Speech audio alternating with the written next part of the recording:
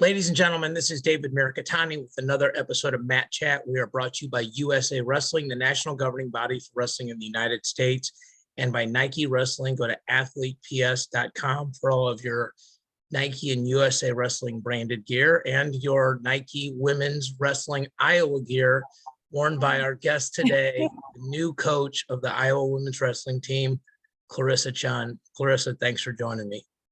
Thank you, David. Yeah. This is historic. I was writing my questions this morning, and I was sort of overwhelmed writing it as a fellow Asian American. For you to get this role is, and as a female, because they could have obviously hired a man instead. I mean, you're a groundbreaker. You will be on the Mount Rushmore of wrestling when people go back. You're the first in some things, and from what I know about you, you're obviously a very humble person, but I mean, just the historical significance of this, have you kind of had a chance to even process it? I know it's been a whirlwind for you. Yeah. I mean, historical, definitely feel like there's a lot of high standards and expectations to excel and exceed, right? So definitely a challenge. All learning for me as far as moving forward for the most part, like building a team, new program, looking for assistant coaches to work alongside with, and want to make that mark as far as what we're looking for at University of Iowa. I want to make sure we get it right, and like have a great and successful program, because I don't want to be that Mount Rushmore of like wrestling headstones where people are drawing like markers all over my face and devil horns or anything like that. So Oh my God, that's funny. I want it to be a positive thing, and something that, it was a great decision from everyone. So yeah, we had a chance to just chat for a minute or two before we recorded, and you mentioned how many people are asking for stuff, including myself, people wanting to get you on the air, or 5 minutes here, 10 minutes there, wherever the case may be. And you mentioned something that I'm actually just trying to do better in my own life, which is just be present in certain moments. And I'm a person that in my real job, I'm always planning ahead and worrying for other people. And sometimes I think that can be an energy and happiness vampire from the moment. So you've obviously had some amazing moments. How do you think you've done with just kind of being present? And one of the moments was being in Carver Hawkeye. Tell me about that moment. Right. Honestly, it was like a balance, right? As far as when they broke the news in press on Thursday, I was actually traveling to Iowa for the press conference. So it was wild to see the amount of support and love that came through on text messages and social media and whatnot. But I didn't want to like take that time to like go through it all, because I knew I was there to prepare for the press conference and meet with the head AD, Gary Barta and Barbara Burke. And it was when I was with them, I'm like you, David, I'm like planning, thinking like, okay, who do I need to like, where do I begin as far as this process, right? Like, yeah, they said February 7th is my start date, but I felt like I've been I applied, in the sense of looking, right? So my brain won't stop. I'll wake up in the middle of the night and whatnot. But, they did say, not to worry about that stuff right now. Enjoy this moment, hopefully this is the only moment, right? Is right now.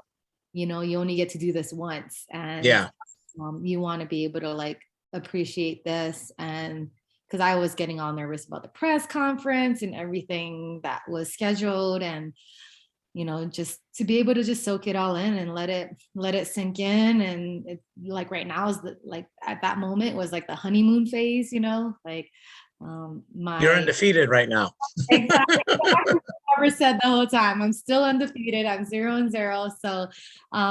So take it in, and I really did my best to make sure, like, as things were coming in, whether I didn't check my email, I didn't check like messages, like try to be present in that moment and be with the people that were there, and meet all the people that I met throughout the process, as far as the community and the support in Iowa City and across the country. Some people traveled and whatnot, but like, yeah, it was nice. It was special. It was very warm.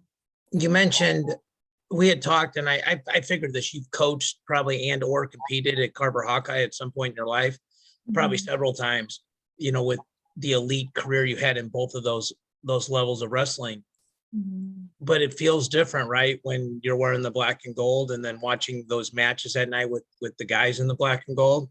Yeah, like yeah, I competed in Carver in 2012 and 16 Olympic team trials, got to run the stairs. Like we had a national team camp prior to those Olympic trials, and Coach Steiner had us do like those stadiums and this Carver like runs and whatnot. But yeah, the deep love in Iowa City to wear the black and gold is still buzzing, like it's insane. I've never, and I've been at Mizzou and West Virginia University, like alongside, Coach Sammy Henson with like the RTC programs, and nothing like what the Hawkeyes bring. Well, the energy special when they can turn that into a verb when they say that guy that got Carver. So, there's something going on there.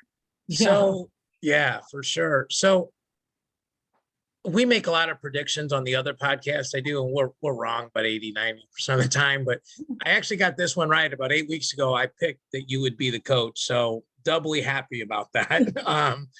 But tell me about the process. I mean, did you apply? Do they contact you? Do you get told you're down on the short list? Do you get told who you're up against? I mean, I think people are probably fascinated by how that goes. And obviously, if there's something personal, don't divulge it, but whatever you're allowed to tell us, I'd be interested in. No, I think back in February when we had the Captain's Cup and national team camp in Iowa, or Coralville, actually, near the Extreme Arena where we had nationals, we heard and met the AD of University of Iowa, Barbara, and she talked to us that, who is us? Who all was us? National team. We had like a camp, and they all took us to dinner, the whole national team that was there, coaching staff, athletes, and all. Okay. That, the plan was 3 to 5 years that they were looking to start a women's wrestling program at Iowa. And I thought 3 to 5 years, that's great, first, at that time was the first that I've heard of a Power 5 institution talking about putting the work in to get it going for women's wrestling. And so that's the first I've heard of it. Wasn't really sure, yeah, there's interest, on my end, but wasn't really sure that, even when it was announced, that in September, am I doing this? Am I not doing this? Whatnot, and because I had other plans as far as moving, in a different direction. Didn't think it was going to be Iowa, but yeah, the process was a great learning experience for me. Each step of the way was, I learned a lot about myself, because I really had to deep dive into thinking what my core values and philosophy and everything, what I want to bring, if I were named head coach, it's, I was under Coach Terry Steiner for the last 4 or 5 years, and it's been phenomenal. And he's taught me so much on the leadership and mentorship, and mentoring me, and what's maybe 1 or 2 things that he's taught you that has really impacted you, that maybe you didn't think was necessarily a part of coaching, or just doing it a different way than maybe you would have thought it was? I think it's just it's not necessarily anything he necessarily says to me. It's just how he carries himself and how he represents him and the program and everything, and being true to him and himself, and that's something along the way, I would get nervous about different things, oh my gosh, an interview, an in-person interview, a press conference, and everything like that. Even still, doing interviews like this, it's at the end of the day, just be me, like whatever happens, if it's not me, that's the right fit for the job. At least I can know that it's me that I brought myself to. And if I am the right fit for the job, in their eyes, then I am who I am. They know what they're gonna get, kind of thing. So, but there's a lot of like situations, I would say, like along the way that I've learned, throughout working with Terry, and it might be situations that like I've encountered, to be more aware of certain things, in decision making and whatnot, and how to move forward. Mhm. So I'm sure obviously some super qualified people applied for the job. Do you get told who's in the candidate pool? Do they just say you're the one? Like, how does that go?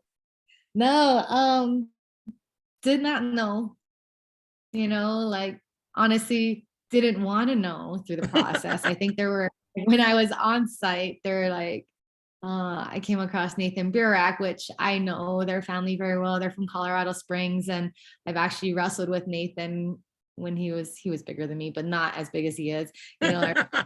His brother Gabe more than him. But I was on campus for like a in-person interview, and he's like, oh, like happy to see me. And he's like, oh, there's some other people that came. I was like, oh yeah, I don't want to know. I don't want to know who I'm against. But yeah, so I heard, like some people tell me that they've applied, or I've heard like some people tell me like who's applied and whatnot. So, but I'm It's got curious who is on the whole list now, that I'm looking for an assistant coach. So, well, it's also got to make you feel great that there were so many qualified applicants, candidates, whatever the right word you want to pick, because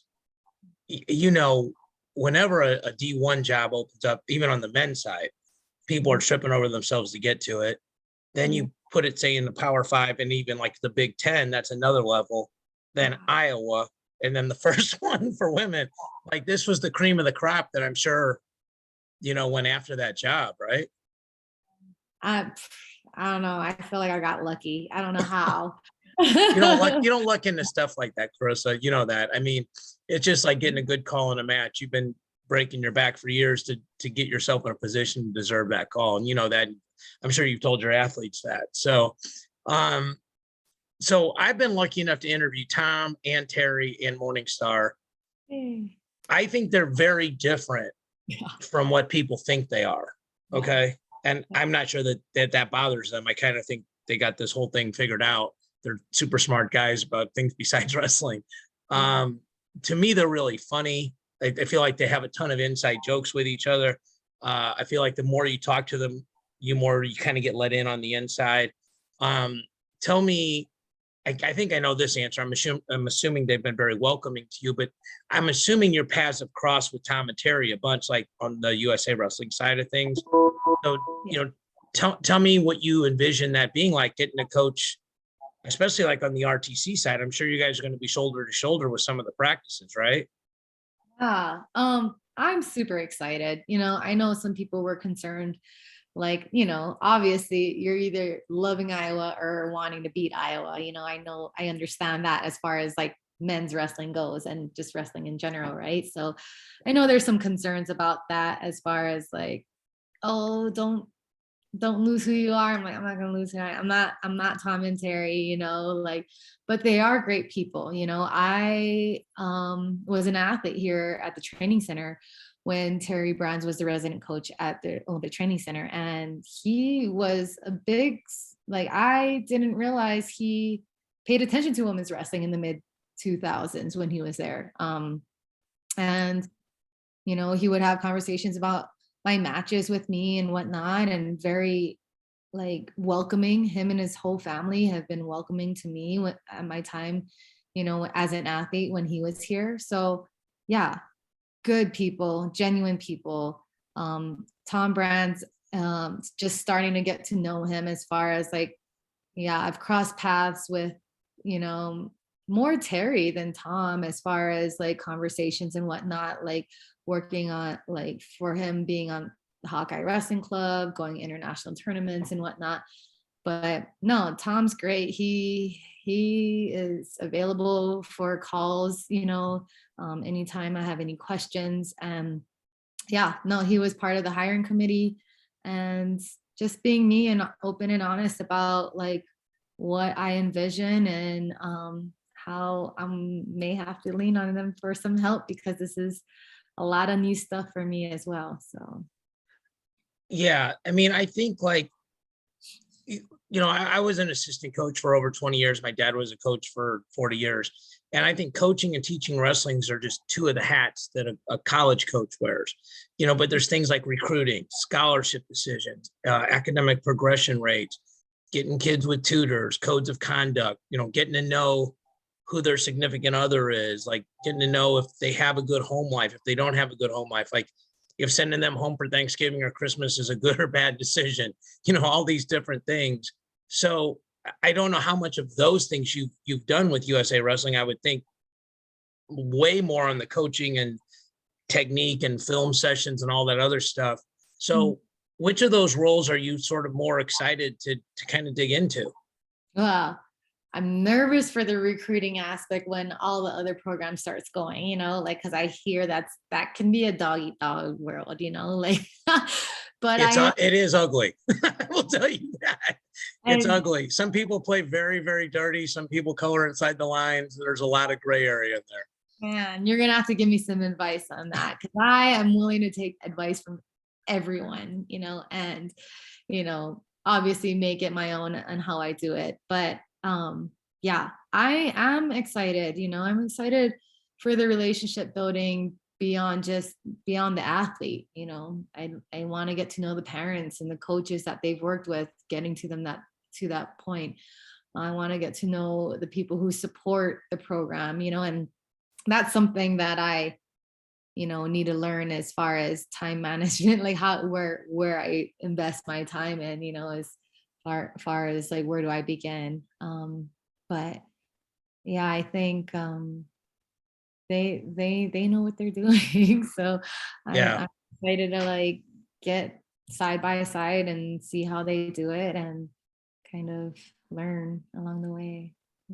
Yeah. The only advice I would give to you would be, which I'm sure you would always already do, which is with your name and your program, there's no need to negative recruit. A lot of people do that. And I think you have an amazing story to sell. I don't think you have to, I think you just tell your side of the story. I mean, I think if you listed all the folks you've coached and what they've won and all the stuff you won, I'm sure there's other good decisions, but there's no way somebody could say that's a bad decision. Yeah. And I think you'll probably just get really good at building relationships, and people make decisions based on relationships. People want to go somewhere where they feel like they're loved, even though wrestling's a savage sport. At the end of the day, they want to look over in the corner and see somebody that they feel like actually genuinely cares about it. Right. So yeah, so obviously I think when they hire somebody to do this, they know nobody knows all these different roles, right? And especially like one of the things I read, I got a chance to do the commentary for the Olympic trials this year. I got a chance to do the World Championships in 2019. And when the women wrestled, there's not as many storylines coming into it because the college season isn't followed as much. Like we know, okay, David Taylor was from Penn State and Jaden Cox was from Missouri, and Thomas Gilman was from Iowa, and all these different places. I don't want to short everybody, but I don't want to read everybody off for 45 minutes. But, so I think you guys will be building these storylines. I think that's going to take women's wrestling to a whole new level. Like obviously the performance of the team this summer, I guess let's talk a little bit about that. You were obviously there coaching, right? This summer? Yeah. Yes. Yeah. What was that? That was crazy. It was so cool to watch. I actually had COVID, so I watched every single thing because I was just laying in bed. Like watching like somebody like Adeline being the biggest cheerleader, when she wasn't wrestling. What was that like, just to be immersed in that experience? Yeah, well, sorry you got COVID. Hope it wasn't bad. It was terrible. I had COVID with pneumonia. Oh no. Yeah, I'm all right. Still here. I'm glad you I hear that's the worst. So I'm glad you're here. So USA Wrestling signed me to a lifetime contract, so they said I couldn't go. Oh, yeah. Well, honestly, Tokyo, Japan, if anywhere that would be able to pull off hosting the Olympic Games during a pandemic, the Japanese knew how to do it safely. Unfortunately, no fans from the outside could come in, which was unfortunate, but at the same time, our athletes got to compete and get after those medals, unique situation. I really am excited and hope that the women or all the athletes continue on to push for 2024 so that they hopefully can get the full experience of the Olympic Games. We're limited to the hotel and the wrestling venue as far as where we could go. We have to test every morning. Even during our acclimation camp, we're around 3 to 5 hours by bus, depending as far away from Tokyo, and tested every morning. Couldn't go anywhere outside of the hotel except for 1 hour. We had a day to walk in nature for an hour, and it was coned off on where we could go and where we couldn't. And yeah, it was safe. No one that I know of got COVID while in our delegation, so that's good.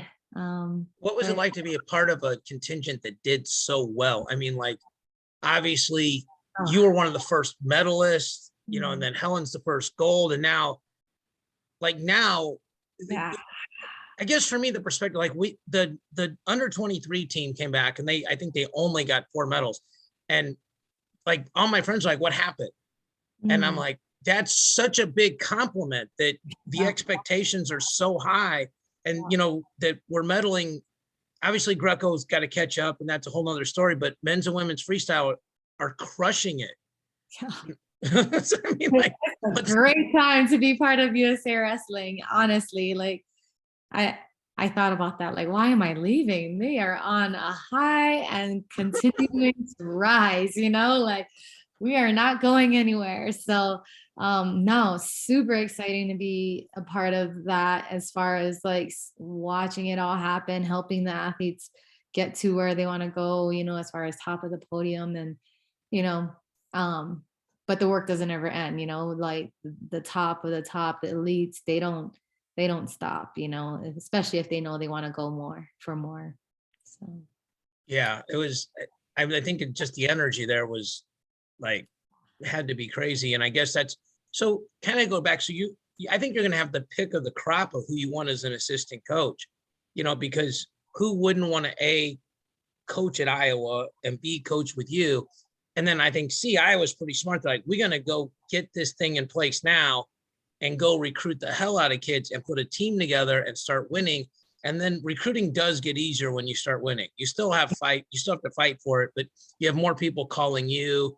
There's going to be people that are going to go into the portal so they can come over to you. I mean, that's going to happen.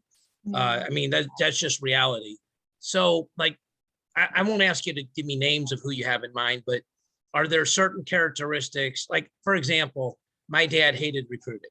So I liked recruiting, so it worked out well. Like, is there something there? What are the characteristics that you might be looking for in some of your assistant coaches and your staff? Yeah, absolutely. I definitely want someone who compliments me in the sense of has those experience and knowledge and like enjoys that aspect of it. I don't mind getting my feet wet in that area of recruiting, but I know there's more, to learn and know beyond just making phone calls and whatnot and how to go about it.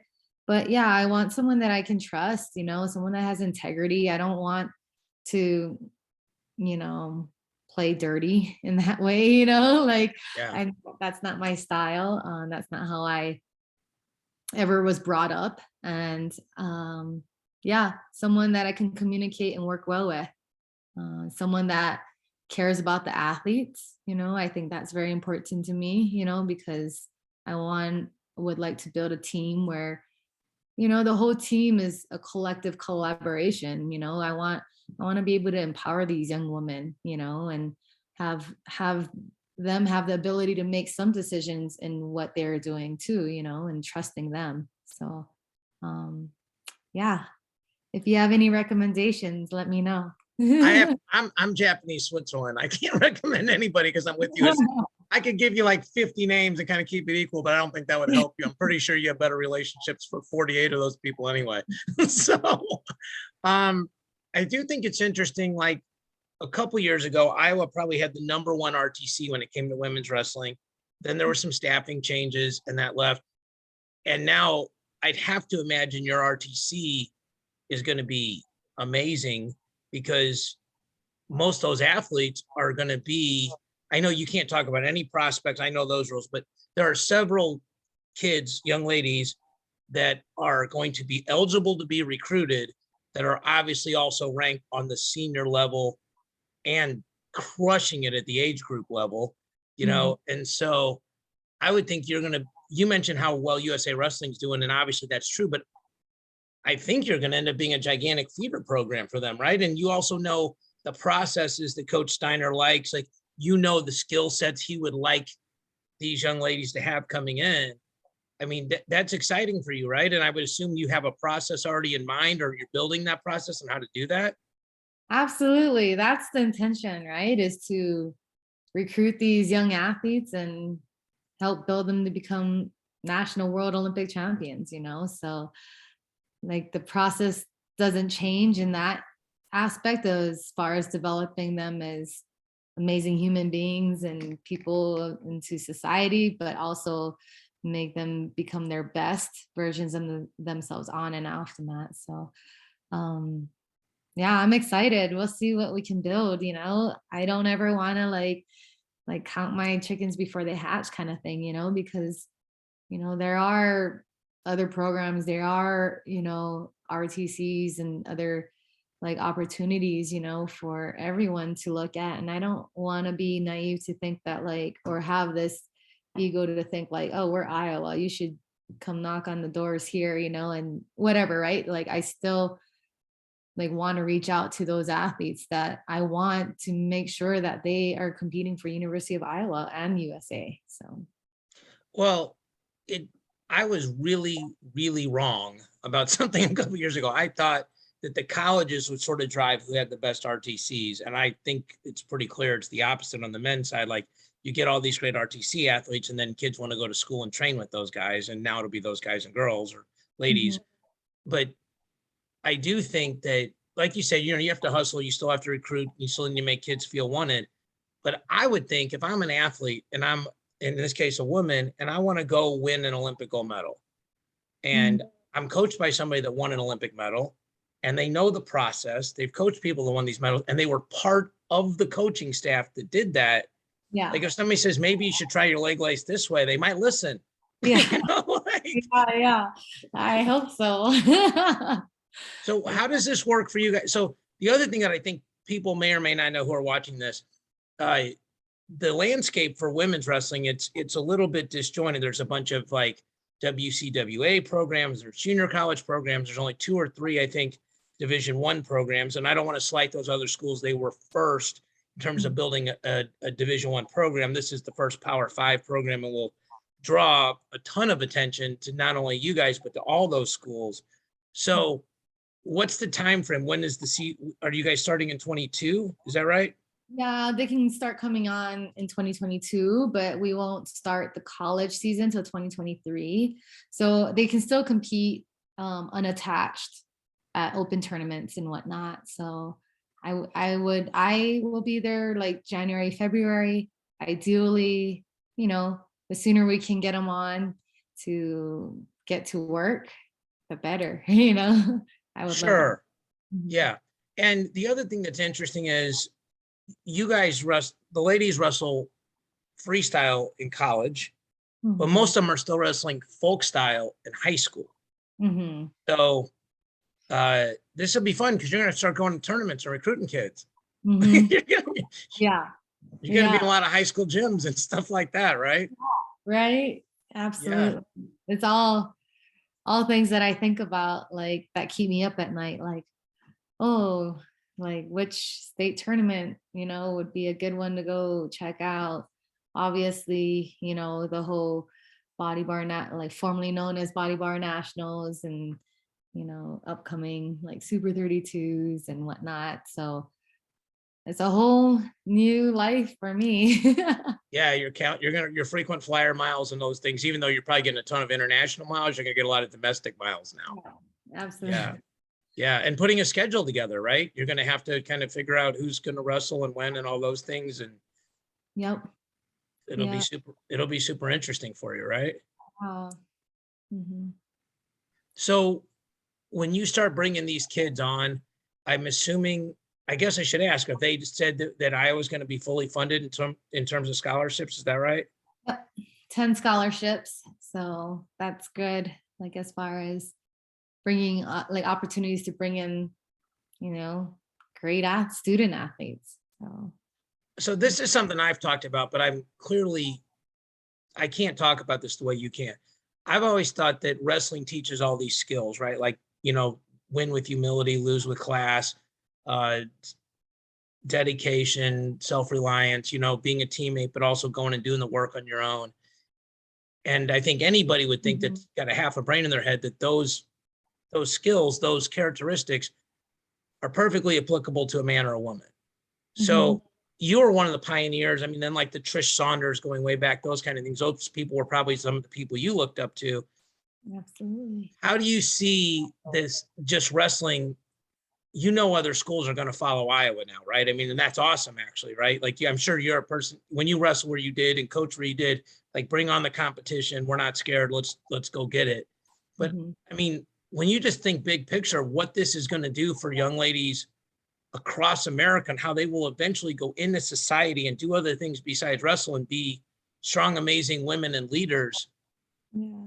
How do you think of how does that sort of hit you as somebody who's like that gender? Because I don't know how that feels. Yeah. Oh, I think, oh my gosh, I think that's why we have so much support for women's wrestling. I think there's a lot of people who mm, are supporting, you know, s- like at least my time at Iowa, that's the feeling that I got. There are a lot of like strong, powerful female leaders that I've met um in Iowa, like during my time there, my visit, and it really was a genuine excitement for women's wrestling to come to University of Iowa for those reasons, right? For the reasons of the qualities that it brings out in people, like by wrestling, and becoming future leaders of beyond sport, in the sport and whatnot, for young women to be able to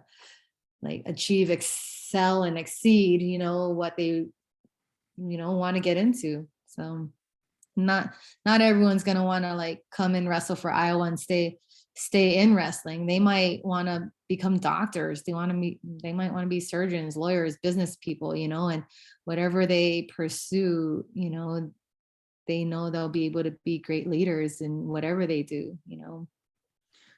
Yeah, for sure. So on the men's RTC side, you see like this person, well, like folks like Sunkist and Titan Mercury are funding both men and women sort of all over, no matter where they are. And so shout out to Art Martori and Andy Barth. Those guys are freaking awesome and sort of the unsung heroes of wrestling. Yeah. Uh, but like on the competition side, it's like, okay, this person's at Hawkeye Wrestling Club, or this person's at Nindy Lion Wrestling Club, or this person's at Cowboy Wrestling Club. On the women's side, it feels like a lot of the high level women are sort of training like one-on-one with like a coach and kind of just working out with like a high school or a college team, like a Hildebrandt, like she's got her own coach and situations like that. Does this Mhm. potentially open up an opportunity for these athletes to come train on either a semi-regular or regular, or at least let's coordinate people and everybody come in together like once a month kind of thing? Is that in the plans? Absolutely. Well, I don't know all the rules for like what I can and cannot do with RTC programs, but and maybe I speak to the athletes that are here at the training center that I've wrestled with and work with. I'm like, hey, open invite, come visit, come up to Iowa, come train, like would love to have you in the room. But yeah, I think there's pockets of RTCs around the country for women, that have I think COVID has opened those opportunities up, as far as whether it's at ASU or Oregon State, UNC, Penn State has, some girls or young women, Wisconsin, so there are like scattered a little bit across the country, and obviously I want them in the Iowa room, so the Hawkeye room. So if anyone is interested, I'm not a good salesperson, but we are building. University of Iowa is building a $25 million wrestling facility. So that's what's the status of that? What's the timetable? And because I always thought Carver Hawkeye was awesome. I can't believe well, yeah, a Carver Hawkeye arena is not going anywhere. They're gonna like start building a tunnel from the Carver to the wrestling facility. The new wrestling facility they're building is going to be attached to Carver, and they're supposedly breaking grounds in September of next year. So we'll see how long or what comes of it. I'm excited. I got to peep at the plans, and yeah. So is it as cool as we're hearing? Oh, I'm excited. I'm so excited to get it going. I feel like the wrestling room is great right now as it is, but like yeah. So what's your timetable for the next couple of months here? Like, are you moved to Iowa City already? Are you doing that soon? Like, what do they have you doing? So I want to finish up my commitments and everything with USA Wrestling and UWW through the end of the year. I don't really actually have an end date yet for USA Wrestling, but I will eventually make that move to Iowa like January, February. My start date's in February. So. And I assume they're going to have you start working on recruiting and scheduling and some of that other stuff? Yeah. I feel like those are kind of like in my brain already. Yeah. I felt like the work started when I applied. So yeah. Well, you'll get I'm sure you already are, but you'll get extremely good at time blocking and Google Sheets and Excel documents and keeping track of recruits and things like that, and learning the difference between core and overall GPA and what qualifies for an academic scholarship. You're going to learn all that stuff really quick. I'm sure Tom and Terry and Morningstar can all give you. Morningstar's a recruiting. He's a recruiting giant out there. I mean, he's done a great job. So I think there'll probably be some legendary stories like 10 years from now, like you driving to some kid's house in the middle of the night, like Tom did with Kemmer. So like, I can't wait to hear all of this. Yeah. Yeah. And I would love to chat offline to, For sure. Well, it's, a couple months ago was Asian and Pacific Islander month. And I got a chance to interview Takahata.